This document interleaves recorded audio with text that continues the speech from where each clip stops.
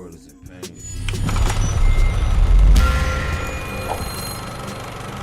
We want to thank everyone here. Everybody put your hands together one time.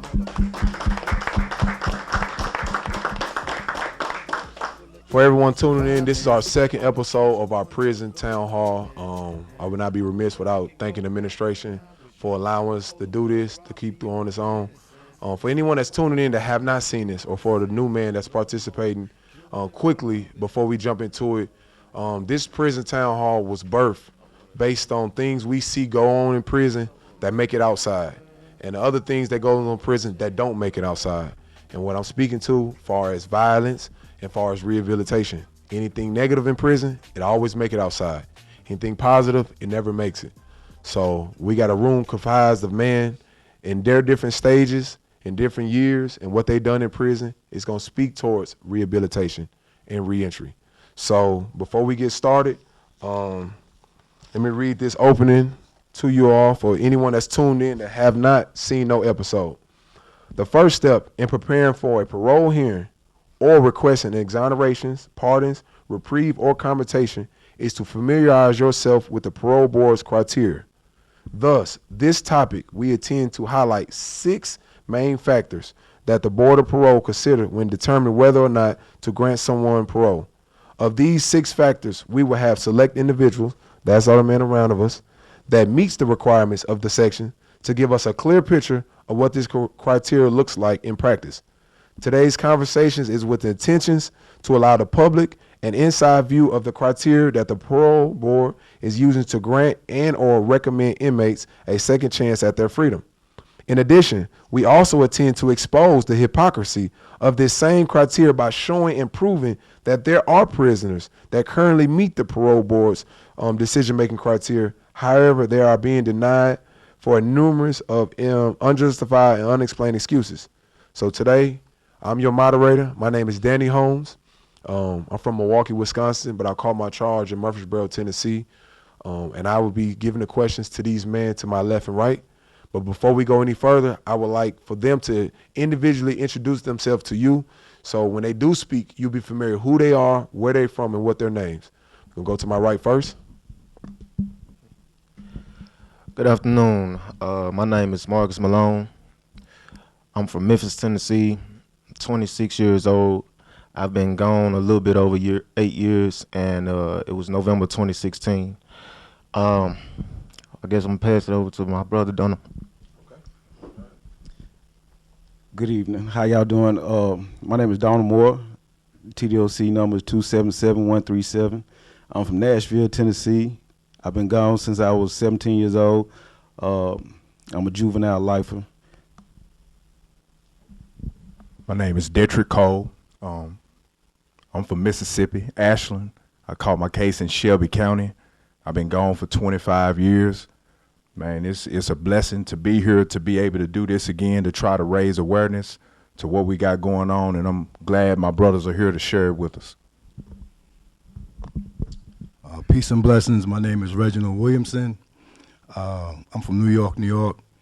I've been locked up 5 years. I'm doing 19 years. And I appreciate the brothers including me in this group, and it's very positive. Thank you. Good afternoon. My name is Courtney Perry. I'm from Memphis, Tennessee. I've been incarcerated for 25 years.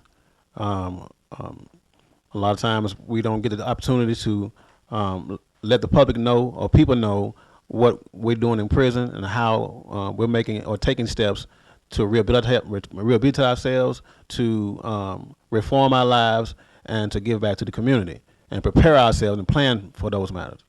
Thank you. Good afternoon. My name is John McDonald. I'm from Pensacola, Florida. I was charged in Ray County. I'm 7 years into my sentence and blessed to be a part of this group, hoping we can make some serious changes to the way things are run. Hello everyone, my name is Terrence Burnett.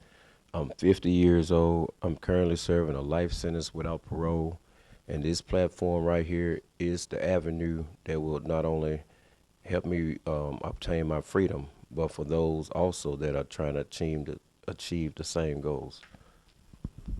Peace and blessings. My name is Antonio Brewster.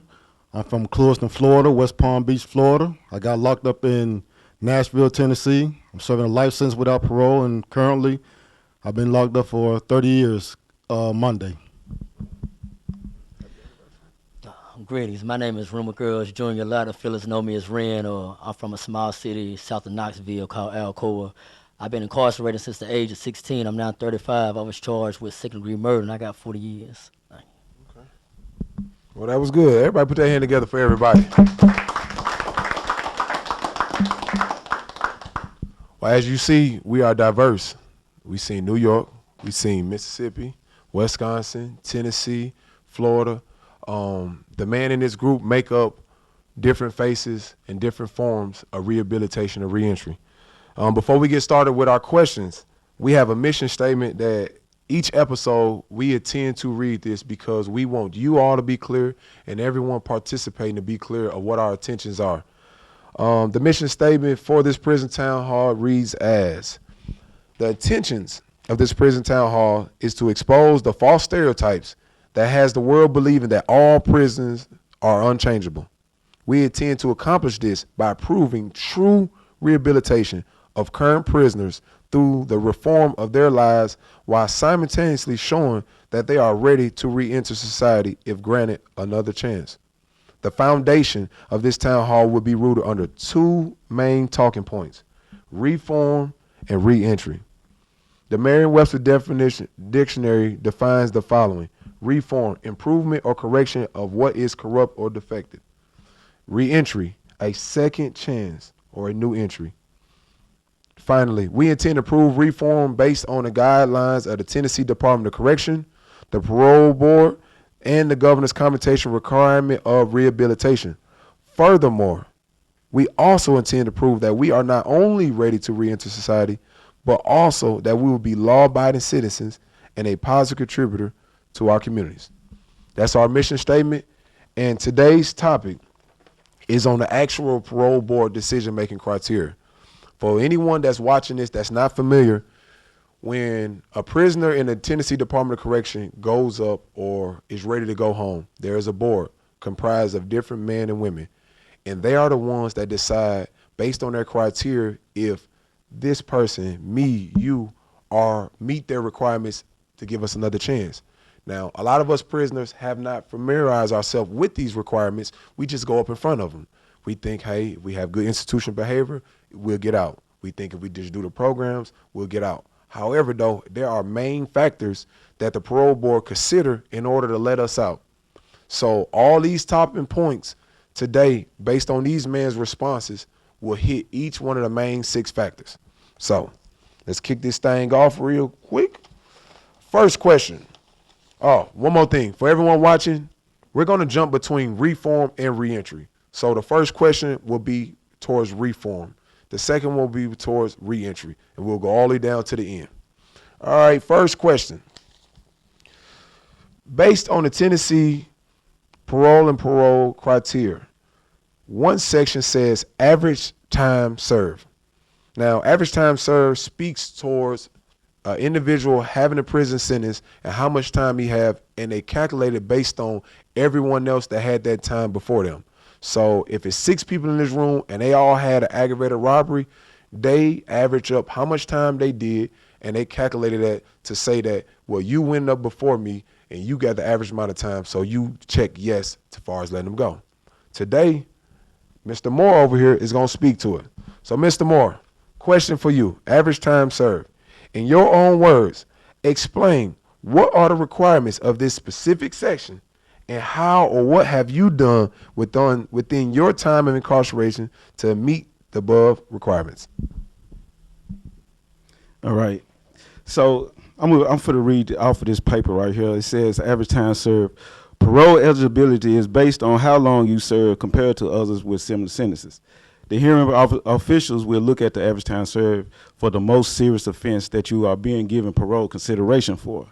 If your parole was revoked because of a new felony, the average time served for that felony will be used. Is your sentence less than 10 years? Have you served within 6 months of the average time served? Is your sentence 10 years or more? Have you served within 12 months of the average time served? So in my case, okay, I was a juvenile youth offender who got life. In 2022, the Tennessee Supreme Court had ruled it unconstitutional to sentence a juvenile to life without parole, which was to 51 years.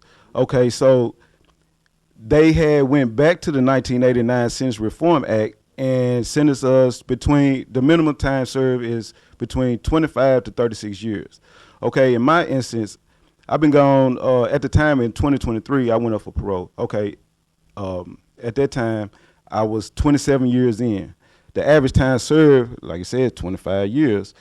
They put me off 2 years. So I go back up this year, at the end of this year. Okay, this is my 29th year in prison.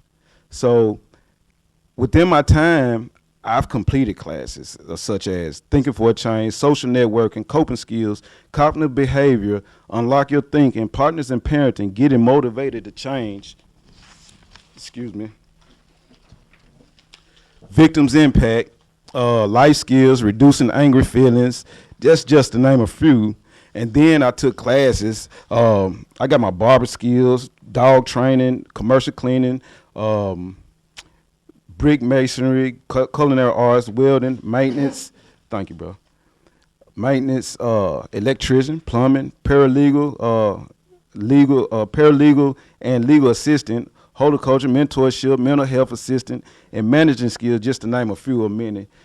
You know, just what I'm saying. yeah.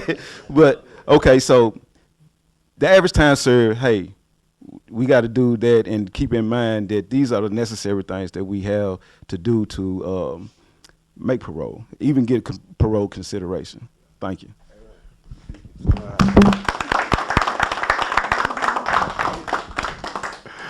Thank you, Don. I love that. And listen, if y'all missed it, he said when he went up for parole in 2022, you had 2023, you had 27 years in. But the parole criteria says do 25 years for the average time. So that means you had 2 years extra. And they still didn't give it to him. Put him off for 2 more years. So when you go back up, you're going to have how many years? 29 years? So it's going to be 4 years over the average. We're just trying to show y'all something. We're just showing y'all that the same criteria that they say they use to let us go, to decide our freedom, they're deciding to, well, we're going to let them have it or we're not going to let them have it. All right, question number 2. All right, now we're going to reentry.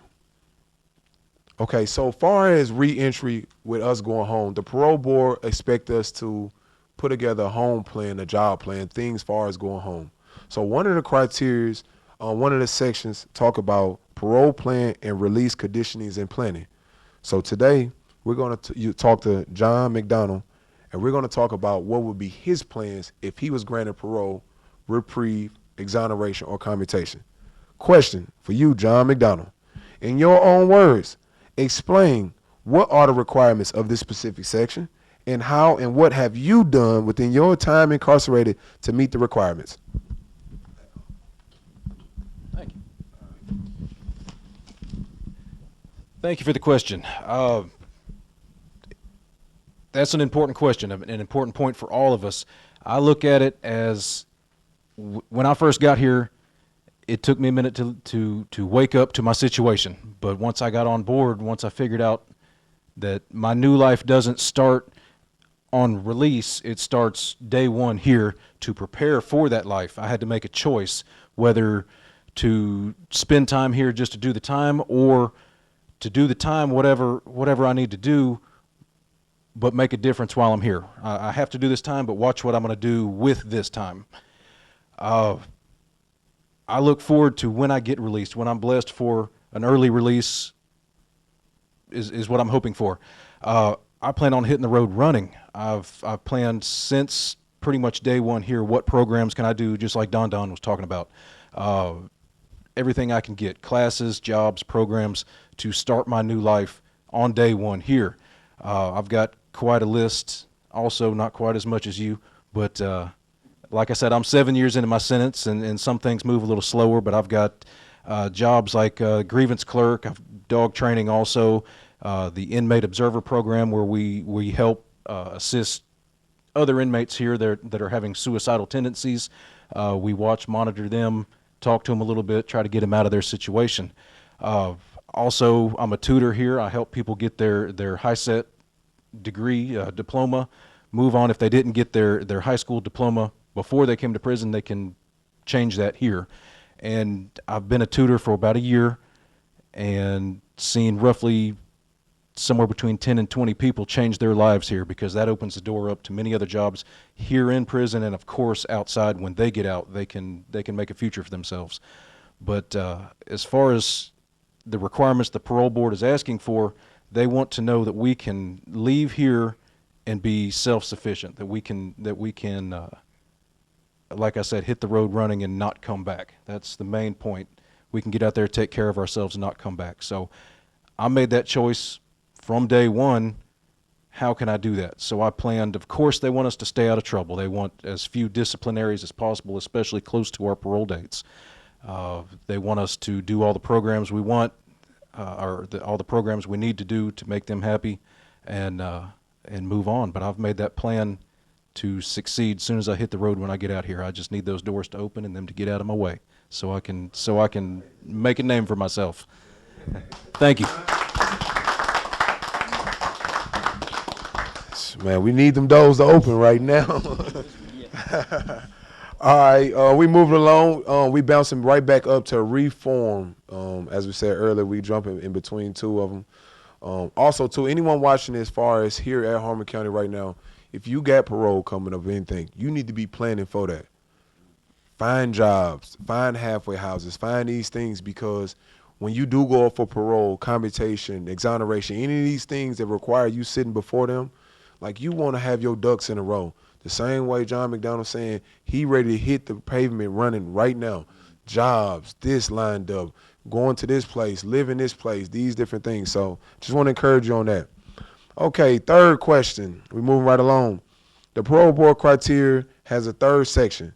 This section speaks towards program participation. So far as anyone that's watching that's outside of this prison, you know, when you come to prison, we have a system set up that they recommend you to do certain programs, and then we have a system for other people that have a lot of time that they don't recommend you to do nothing. So today, we're going to toss this question to Brother Cole and let Brother Cole tell us about his programming and the effects he had on others and how these programs have helped change him and shape them. So, Brother Cole, in your own words, explain what are the requirements of program participation based on a parole board section, and how and what have you done within your time incarceration to meet the requirements? Thank you. Man, there's a lot to unpack, so I'm going to try to, condense it. First of all, programs are very, very, very important. And I mean, there's no bulletin board or a pod announcement to alert guys to let them know that if you're not taking programs, they taking sentence credits, it's setting you back. It's holding you back. And a lot of guys that's here, if they would take the same effort that they use to do bad things, do drugs, or hang out in the hallway, if you would take that energy to try to seek out and find these programs, because a lot of these things I found out about was word of mouth. Didn't know, didn't read nothing on the wall, but we're living together and we're trying to do better ourselves. So we're going to seek and find out those things. And man, when I first came to prison, I spent over 10 years of my life on death row. It wasn't no program. It's prepare to die. Right. We gonna kill you. That's what it was. And God performed a miracle in my life. And this is my second chance sitting here today. And when God blessed me to get off the row, I'm like, hey, what am I going to do now? And I started seeking out and finding out these programs, and from life skills to drug and alcohol. I'm talking about things that I wasn't even involved in on the street. I just needed to do it because I wanted to show that, hey, my behavior had changed from the time that I came in. I know something else. I have a skill, I have a trade, I can paint, I can do floors, none of this stuff that I knew how to do before I got incarcerated. So all of these things will be able to show that you know more than what's on a piece of paper that's in front of whatever board or whatever tribunal that you sit in front of. You can explain yourself in a better way and an intelligent way to let them know that, hey, what you see on paper is not who you see here sitting in this chair in front of you. You know, give me that opportunity. And, you know, I was sitting here thinking about this before the program and everything had got started. And I was thinking about, I just took a victim impact class. I've never taken one before. And it blew my mind about how you can be on the other side and think about somebody other than yourself, other than what happened to you. And that's what you find out in these programs. You get to find out about other people. Rather than what happened to you, you can find out what you did and how it affected them. So these programs are very, very important, you know, and when you get in front of a board or whether you're doing clemency, you need to have something that's there. Don't wait till the last minute, because if you wait till the last minute, they're going to see it too. So that's my time.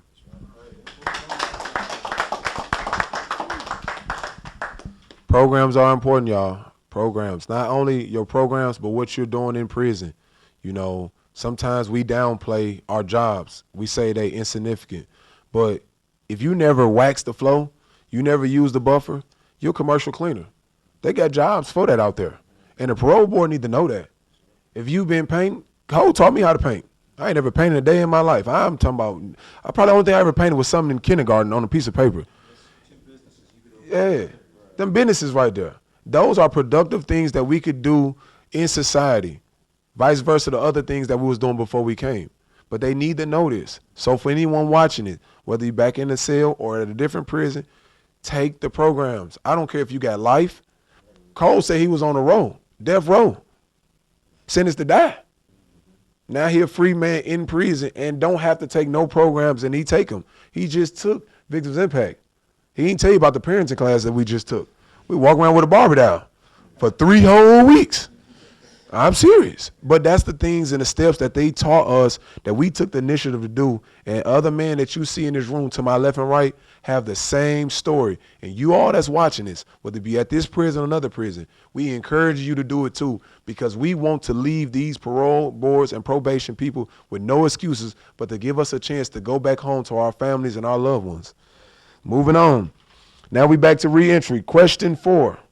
Y'all, we doing good right now. Based on a parole board criteria, there's a section for anyone to know this. It's called migrating and aggravating factors for release. Mitigating. Praise the Lord. So this part talks about far as our incarceration, whether it be murder, whether it be robbery, whether it be drugs, whatever this is. As of recently, in like the last 10 years, we see an increase in different governors and presidents allowing people to have drug convictions to go home. You know, now as far as having an aggravated sentence, you know, we kind of got through underneath the bus. However, though, like MP and Ren and Brewster and Don, they made decisions when they was juveniles. They was young. So here they is 10, 20, 30 years later, whatever it is, still being affected by a decision they made. So today, we're going to alley-hoop this question to Brewster and let him speak to his 30 years of incarceration and how the mitigating factors affect him. So, Mr. Brewster, in your own words, explain what are the requirements of this specific section and how or what have you done within your time of incarceration to meet the above requirements? Thank you. Peace and blessings. When many of us got our denied commutation letters back, they all said the same thing. We don't meet the criteria. Looking at my brothers and myself, I'm like, how? We don't get in any trouble, and we hold multiple jobs. Brothers like Dietrich Cole, Terrence Burnett, and Danny Holmes, they work 4 and 5 jobs around here. I've trained and graduated 4 support dogs for canine companions. I'm currently an inmate observer for suicide prevention and a certified peer recovery specialist helping people dealing with substance abuse issues. We've completed multiple programs like Victims Impact, Thinking for a Change, and Parenting. I'm currently teaching and getting motivated to change class, and an anger management class, and I lead a NAAA group. August the 18th will be 30 years in prison for me. The same mindset that we had at 18, 19, and 20 years old, it's not the same mindset that we have now. We've grown up and matured over time. In my commutation, I was asking for my life without parole to be changed to a life sentence so that I would at least have a chance of getting out of prison someday. We will continue to improve our lives in all things that is good and righteous, with the hopes that these Tennessee life sentence laws and bills will change from that 51 years back to that 25-year sentence, and we get serious consideration for our commutations having already met the criteria. We personally know many brothers who have served 20 to 25 years in prison, and since their release, they progress their lives in a positive way by staying out of trouble, staying gainfully employed, even owning their own businesses. These brothers have settled down, gotten married, have kids, raising a family. They made the best out of their second chance. And if given that same opportunity, we as well can do the same thing. Peace and blessings. Thank you. That was very good, man. That was very good. If you missed that, what he said at the end was so important that we have to highlight. There are other people that's not in this room that has serious charges, murder cases. In his specific case, he came in 1 year later when the laws changed. So everyone that was incarcerated a year before Big West came in went home after serving 25 years. Now, the same people he was locked up with, they went through the same rehabilitation that Big West has been going through. So watch this. Just because he caught his case a year later when the laws changed, he's still locked in here. The proof of the pudding is you could have a serious charge, whether it be murder, whether it be aggravated robbery, whether it be kidnapping, and still be reformed here in prison, but still not get a second chance based on the laws. So when he say he would like serious consideration for his commutation, but also the laws be changed, because we see that there are men that went home and that's living a productive life. All righty, y'all. We moving along real good now. On question five. The parole board criteria speaks to another important part, another important factor. It's called institutional behavior. Now in prison, a lot of times, when you come to prison, you have a long sentence. We think we ain't got to do nothing because you ain't never going nowhere. But your disciplinaries, what you say and what you do goes a long way. Not just as far as getting write-ups, but as far as your job opportunities, as far as program participation.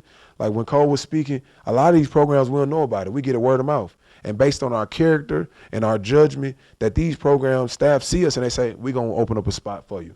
So today, Brother Wren is going to speak towards institutional behavior. So, Mr. Earls, in your own words, explain what are requirements of this specific section and how and or what have you done within your incarceration to meet the above requirements as far as institutional behavior. Thank you.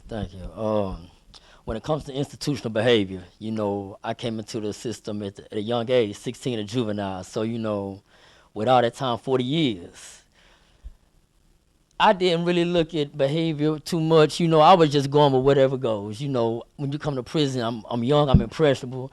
I see the respect. That's one of the main things you want, respect. How do you get respect? In my eyes at that time, you know what I'm saying, immaturity and all that, violence was a major one. Because people going to say, oh, yeah, he ain't going. Acting stupid. That's really what it is. Just acting stupid acts, not when to just be quiet, being humble. These attributes right here I didn't have and knew nothing about them, But as I've grown, I remember with you at West High. Yes, we was at West High together. And, catching write-ups, doing stupid stuff, having knives and just disrespect, all that right there. But it came a time along, multiple times getting in trouble, where my mindset came to a point where, I can't just keep on doing these same things, what I'm saying? Something got to change, because what I'm doing isn't working. I'm just constantly hitting that wall, what I'm saying? But I wanted what was better for myself, what I'm saying? You got to want it for yourself. That's one of the main things. And once I started getting involved, with different programs, learning how to alter my behavior, how to react to problems once they come straight to you. A program like the cognitive behavior intervention program. That was something real good with me because I was always impulsive, young, growing up. I had a bad temper, anger management, these things right here. And once trying to improve myself, fellas like you right now that's in this room, you know what I'm saying? They would see me, try to talk to me, you know, stay kind of more bringing me in, you know, giving me more guidance, and you know what I'm saying? Promoting opportunities for me, like T with different jobs and stuff, you know what I'm saying? Trying to get me involved and stuff. And also one of the main things that when it came to my institutional behavior was my faith. When I, you know, that's cliche, you hear that a lot of times. People type get closer to God and whatnot. But I actually took that serious. And once I got a relationship with my creator, you know what I'm saying, my behavior just changed on trying to take on, you know, just being a good person. Yeah. You know, so the standard that the institution sets, that's nothing for me to walk. You know what I'm saying? Because the standard I have of myself is so much above that. Yeah. So, you know, I try to be like one of the fellas that I remember when I was young, you know, I try to be the example now. Yeah. You know, it's a lot of young guys running around here, you know, so I try to, you know, when you're able to relate, have that relatability, you know what I'm saying, you give them something that they can see. But they say, oh man, you know, a lot of time you copy, remember you say, oh, he just a square. Yeah. You know what I'm saying? You walk up, pants, you know, pants, shirt tucked in, he's square, he ain't doing nothing. But you know, I kick it with them on a daily basis. You know, I try to give them something positive, you know what I'm saying, being men to men, you know, not falling short. You know, people like to hustle, make money. It's a million and one ways to make money. Learn other avenues to make income, you know, but growth, you know, is every day, you know. But I continue to try to strive every day and be the example, you know, and surround myself with brothers like yourself, you know what I'm saying. And God willing, keep on keeping on, right? Thank you for letting me.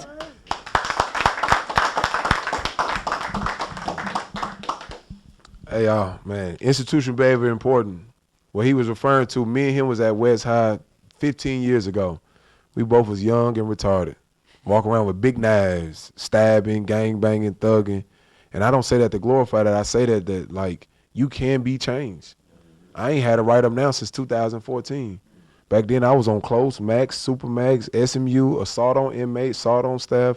It's like you could walk into prison, for you all that's watching, and you have an option. The option is you could follow what everybody else doing and sag your pants down to the floor, think you're going to get penitentiary rich and sell drugs in here. You could walk with these knives, or you could really seek out programs or seek out other guys that been locked up 20 and 30 years ahead of you and say, hey, look, I don't want to take 20 and 30 years to get to that point. I want to get out the wilderness ahead of time. I want to walk straight up out of here. And institution behavior is so important. So if you hear someone saying, I don't care about no write-up, I don't care about no whole time, don't listen to that, because what they're saying is they don't care about their freedom. We care about it. So that was very good. Thank you, Ren, right there. Thank you. Moving on, re-entry. Probation parole have something called the Strong R. Strong R is an assessment test that every inmate is required to take every year to assess our mental, our physical, and program recommendation. Today, we're going to use Brother Burnett, and he's going to speak towards what the Strong R is. So, Mr. Burnett, in your own words, explain what the requirements of the probation parole and the specific section, what it says, and how and what have you done within your time of incarceration to meet the above requirements of a Strong R. Thank you all for having me. Thank you all for listening. Let's get right to it. The Strong R, or as is otherwise called as the RNA, the Risk Needs Assessment Test. It's a standardized tool used to evaluate an individual's risk of recidivism and identify factors that can reduce that risk. Y'all heard what I said? It's a standardized tool used to evaluate an individual's risk of recidivism and identify factors that can reduce that risk. Also, it determined the level of supervision needed for individuals on probation or parole. It identified areas for intervention to reduce recidivism and inform decisions about release pending adjudication or jail detention. Now, the first time I heard of this, it was in 2019. I was working in D-Board, and I don't know if you remember it, but our case manager, Ms. Oliver, came over there and asked us, do y'all want to take a Strong R? She said, it's going to help you with parole. And I remember my head whipped around. I'm like, well, I got life without parole. I mean, I don't understand what it would do to help me. What will that do to help me? So, and what I didn't understand is that answer, fast forward to 2025, it followed because she took that answer as if it was me refusing it. I didn't refuse it. I didn't know what she meant. I'm just explaining that I have life without parole. What is it going to do for me? I mean, if it could benefit me to bring me to parole, sign me up. But she didn't explain it. So I remember I was just asking questions in preparation for this, and I asked case manager Scott and to look at all my strong R's, and she showed it to me. And it showed in 2019 a refusal. I said, wow. But then in 2000, because I didn't know. I mean, but once I found out what it meant, I was like, hey, I want to take it. I want to take it. But in 2020, 2021, 2022, 2023, I took it, and I was a low. Now, that's the area that I want to talk about, because when you take it, we take it yearly. But I want to say around 2024, they had stopped it for all life without paroles.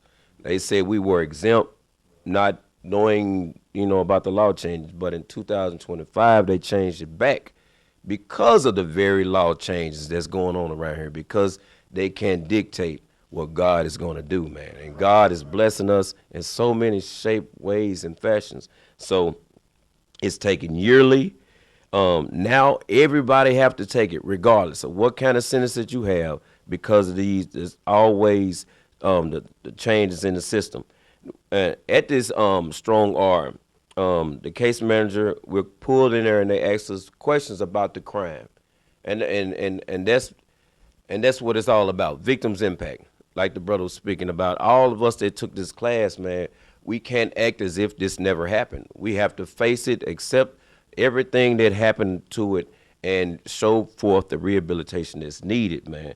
And they also ask us about our support system when we get out. It's not just about us in the crime all over again. They ask us because they want to know, they trying to assess throughout the risk need assessment far as recidivism. Because what we realize is not, I think it's a beautiful tool to help us get out, because they're trying to put us in the right place and in the right time frame. And also when we get released, they also ask us about reentry things with their support system. They ask us reentry questions to make sure that we're all on point. Now, taking all that stuff into consideration, there's these levels. We're scored low, moderate, and high. Now, you flip that low, it's a higher chance of us going home. Moderate, it's like 51-49. It's going to take the very thing that we're talking about, our record, and everything that we've been doing, the participation. Now, if you score high, the chances are very low, because, you have said something within the interview that has scored you higher. You might have implemented drugs or whatever it is, that it's something that you said that they feed into the computer that analyzes it, that scores you a high risk. So, I just believe that we're being truthful and we're being honest, man. With God behind us, man, God is going to always score us low. Those that have changed, we have always scored low or moderate. And even with that moderate, there's a chance for us to go home. So I'm thankful for this. I love this platform. I'm just praying that we continue to do it over and over again and continue the hard work that you men are doing. Thank you.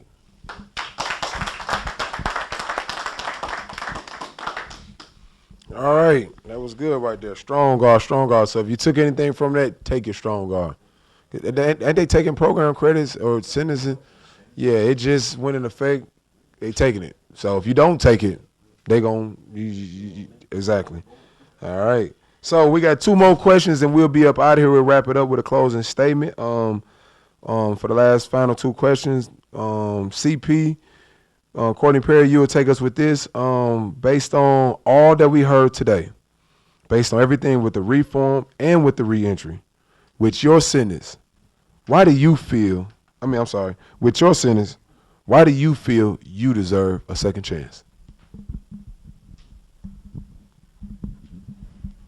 Thank you for that question. It's a very, very excellent question. And I think this is very, very important and impactful because I think people should have to know this about what goes on. Okay, so I think taking perspective, what aggravate or gave me the idea to commit the crime that I committed, right? And I think about what my life looked like at that time, right? I was young. I was a kid, 18 years old. I just came out the house with my mom, right, going into school. And I think about the economic structure of my life and the lack thereof. And that's what motivated me to commit the crime that I committed. And so when I got my sentence, when I got my life sentence, I had to understand that change was necessary for me, right? Change, I had to put something around my life to give my future a new narrative, right? And so when I began to when I began to enter into service inside the prison, serving other inmates, serving in the church, serving in drug programs, and doing all these things, serving with music programs and things like that. When I began to do that, and I had to understand that, man, this is what is restructuring my life. This is what's changing the narrative of my future. And so, like many of us in this circle, many of us have met or actually exceeded the threshold when it comes to the requirements that it takes for us to get granted parole or release for commutation or anything like that. We have met it or exceeded it. It's just that people don't know it. And they don't know that what we've been doing for years. And then also, what I want to point out also is for people to know is that a lot of us have been incarcerated 20 plus years, right? And some of us 30 years. And some of us, we began to program to rehabilitate ourselves before we had the hope that we would even get out, right? And we didn't even have an idea that we would get out. All of us were thinking that we're going to spend 51, 60 years in prison, but we still had the mindset to say, you know what, guys, change is still necessary. It ain't about us getting out of here, and we're not even asking for just to let us out right now. We're asking for an opportunity, a chance to show that we have been rehabilitated, that we have taken the steps to meet and exceed this threshold and the extraordinary change and rehabilitation he's looking for. We have done that. And I think that it is important for us to see that, and I think it's important for the community, people who are watching, that when we've taken very, very significant steps to impact our future, to impact our society. I believe that we owe it to society. We owe it to our future. We owe it to our life now. You know what I mean? And the people that who need our guidance. You know what I mean? Because we set the standard in here, right? We set the standard when it comes to reform. We set the standard when it comes to rehabilitation and service, right? And some of the things that we do when we get out to the world and structuring ourselves around working, right? And those things are something that I think that people need to know, man. These things are going on actively, daily. And we were doing these things without the hope. And then when Bill Lee came and changed the criteria, man, we were excited, right? And everybody went in, they put in that commutation because we knew at that moment, man, we put the work in. Right, and we did it with a sincere heart because we did it without the hope of getting out of here. And I think that when the people see this, when people see this and they hear the stories and they hear the narrative, I think this is something that people that should really focus in on, man. Because when it comes to strong guard risk and needs assessment, all of us at this time score low. Everybody in this circle score low. All right, when it comes to the program participation, we have countless programs, right? That's right. Institutional behavior. Everybody in this circle been refraining from disciplinary for years, 10 years or more, right? When it comes to what's the other one, mitigating, aggravating factors that help us get granted parole, we've done we exceeded these expectations.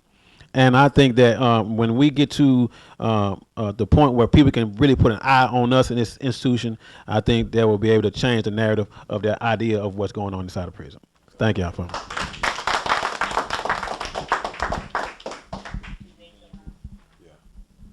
Thank you, Mr. Perry. That was a great. If I was the governor, I'd let you go right now. I promise you. Hi. Final question for everyone here, for everyone that's participating, and everyone that's viewing. This is as far as re-entry. Mr. Malone is gonna end us off with your sentence, Mr. Malone, and you being a juvenile that got charged and now serving a lot of time. Why do you feel re-entry, i.e. second chance, is important and appropriate? First, I want to say I wish the peace, the mercy, and the blessings of the Creator upon you. And I want to kind of bring in his perspective because he's done a lot of time. I haven't done as much time as him, and God willing, I won't have to do that much time.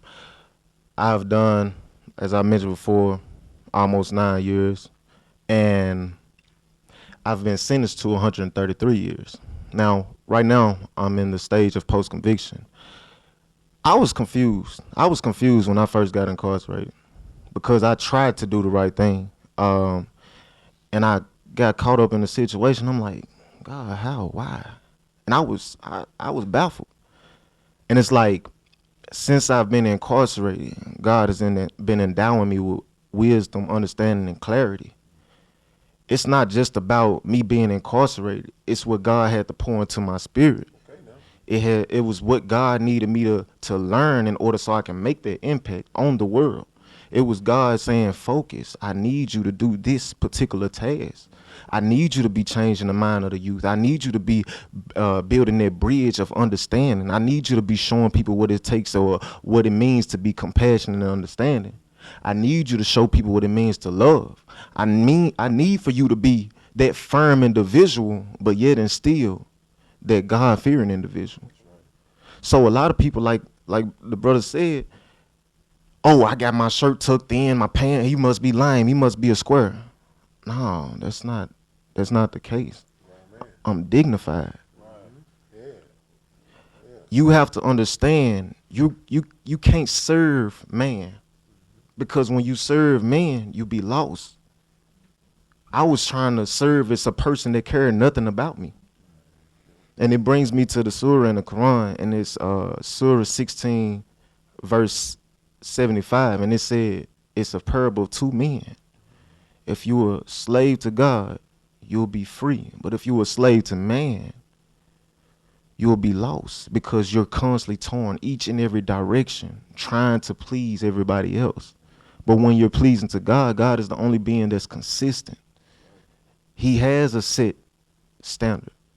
He's not going to change up on you. And I didn't understand this.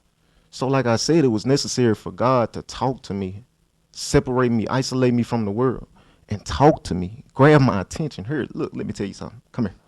Sit your butt down. Yeah, sit down. And I was like, okay, God. Even when I started getting it, it was still more. So even though I was like, okay, I got it now, I'm ready. No. Let me tell you something. I got something else for you. Don't worry about it. I got you. You good. Be patient with me. Because all of this that you're enduring is nothing compared to what I'm going to bless you with. So I also want to take it from a law perspective. And of course, Brother Dunn know I gets down in the law. So this particular case, this is State versus Merritt. It said, defendant's effective 225-year sentence violated the purposes and principles of the sentencing statutes, that defendant's sentence be the least severe necessary to protect the victims and the public from defendant's future criminal conduct. Now, it also talked about bore some relationship to his potential for rehabilitation and was deserved in relation to the seriousness of the offense and was no greater than deserved. Now, most times, it's not personalized. They only look at what's on paper. So that's what also encouraged us to come together, because we're like, well, they don't know us. They don't understand us. They don't even see the things that we go through on a day-to-day basis and the changes that happen. So it's important for someone to get an inside view of our personality, our character, our understanding, our mind state. Everybody doesn't get a chance to do that. Why? Because we're isolated from the world. A lot of guys don't even have a voice to speak out. So we're speaking out for more than just us. God has just blessed us with the opportunity to speak out. So I could tell you, honestly, all of these guys, they're very great guys to be around, and they're going to push you on a positive track, because even I get off track. I be like, you know better.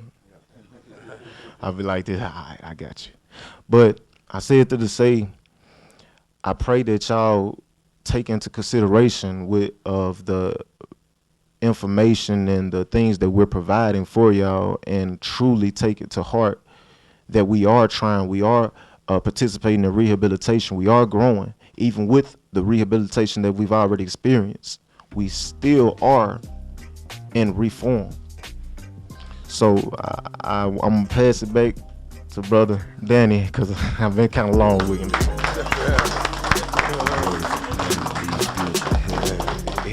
He ripped up that 1 minute rule and just that was about 30. Hey, y'all, in closing, y'all, first I want to thank everyone in here. So let's give them a round of applause. We thank you all for y'all participation. For everyone that's viewing, whether it be on 63, whether it be at home, we ask that you spread it. Our message is about reform, about reentry, about the different things that's going on in prison. Because to my left and to my right, you see a group of comprised of men that's ready to re-enter society now. So we thank you for y'all participation, and we ask that y'all repost, spread, like, comment, however it is you get this video. Spread it, send it to someone, send it to your local politician, send it to your local senator, send it to Donald Trump. However, get us out of here. All right, y'all, thank you.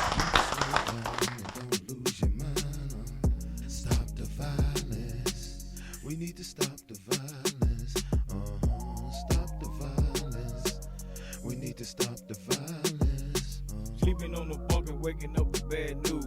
I'm living in the zoo at 12 looking for some clue about killing over shooting, people dying over Jews. They shoot just to kill cause they living by the rule. It ain't hard to choose, they got nothing to lose. It's the devil playground, they got nothing to do. When a white man quiet, he multiply food, black on black violence, and the weapon is a tool to fix all the problems whenever it's time to choose. If you think about it, everybody gonna lose. I take it personal, cause you know that ain't true. I always ask myself, man, how can I improve? I stay away from violence, I'm always on the move. If I'm starving for peace, the crown is my food. Put down that stick, you got nothing to prove. I hope you hear me clear, I'm just paying on my dues. I wanna change the world. I wanna change the world. I wanna change the world. One thing I know for sure, ain't gon' change nothing till you change yourself. Good Lord done told you so. Don't wanna end fast, then watch your step. Gotta take your time, need to slow down, don't lose your mind. Stop the violence, we need to stop the violence. Stop the violence, we need to stop the violence. My people taking their lives, plenty proof in the archive. Killer be killed, want to show pointed skill. Now children got it down pat when you have a problem, not to run. What they like to know is not to run to your problem with a gun. It ain't just the children, it came from somewhere. Mom and dad thinking that they perfect child care. Grown man still killing and playing shooting games, trying to find names to blame, covering up all claims. Sometimes killing innocent, killing infants in an instant. Women feeding on drama, kids going through mental trauma. I set bad example for my own rape. Show them how to point a gun to my people's face. No values, no morals, no disciplinary foundation. Come anxiety, jealousy, hating, and desperation. Some want a reputation and notoriety, but all we should show is a little piety. I wanna change the world. I wanna change the world. I wanna change the world. One thing I know for sure, ain't gon' change nothing till you change yourself. Good Lord done told you so. Don't wanna end fast, then watch your step. Gotta take your time, need to slow down and don't lose your mind. Stop the violence, we need to stop the violence. Stop the violence, we need to stop the violence.